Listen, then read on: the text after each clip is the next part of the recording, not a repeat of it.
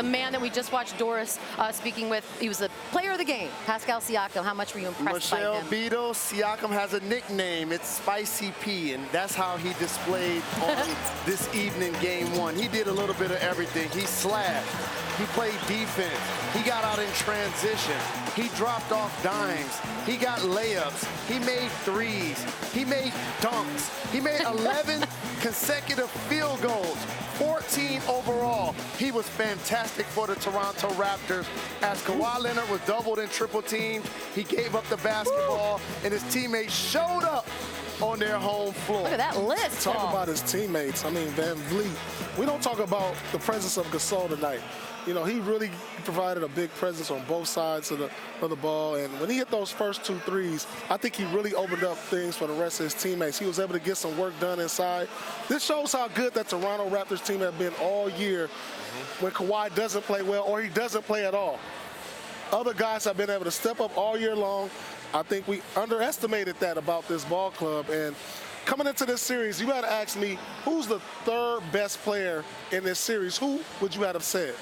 In the series? In this series. You probably would have said Klay Thompson. Correct. It doesn't look that way right now, guys. It looks like Siakam is stepping up. Yeah, Siakam's playing well. He struggled a little bit against the Bucks, to be honest with you. But fair. I think Kyle Lowry, I mean, you look at the stat line, it doesn't jump out. It doesn't jump off of the page. But he made some winning plays.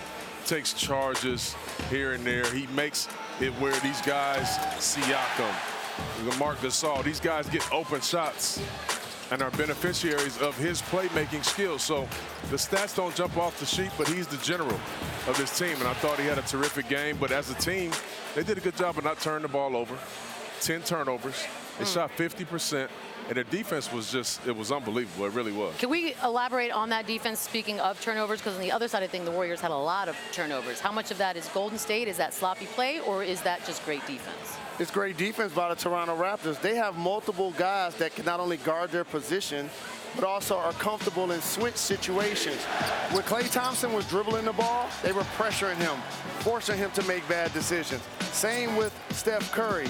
Yes, the Golden State Warriors got a little sloppy at times, but it was because of the constant pressure and tenacity of the Toronto Raptors defense. And they played so hard the entire night. I mean, from jump ball, you could tell that they played this game like, we cannot let this team jump out on us. They controlled the tempo.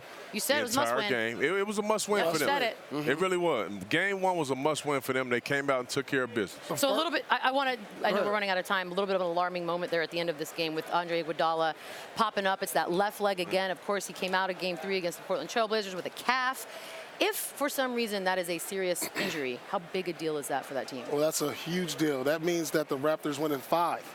If he's unable to play. Whoa! You might as well call this. That's a joke. Right. You already don't have KD. You lose another versatile player who takes a lot of pressure off of Steph, Klay, and everybody with his ball handling defense. And then DeMarcus Cousins, coming off injury, he can't give you much, as we saw tonight, played limited action.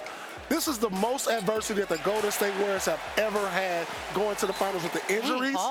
And being on the road to start the series, and the first time they ever been down 1-0 in the I thought it would be tough, but I didn't know he was going to drop a game. Well, truth. Their motto was strength in numbers when they started this championship run. They still carry that motto, but that's not this team. They're not as deep as they used to be. They can't rely on as many players to be productive, and it showed up tonight. Steph Curry scored the ball. Draymond Green had a triple-double. Klay was a volume scorer, but they didn't get much more. It's going to be really tough going against the Raptors. I think that's why each of us picked them to win this series.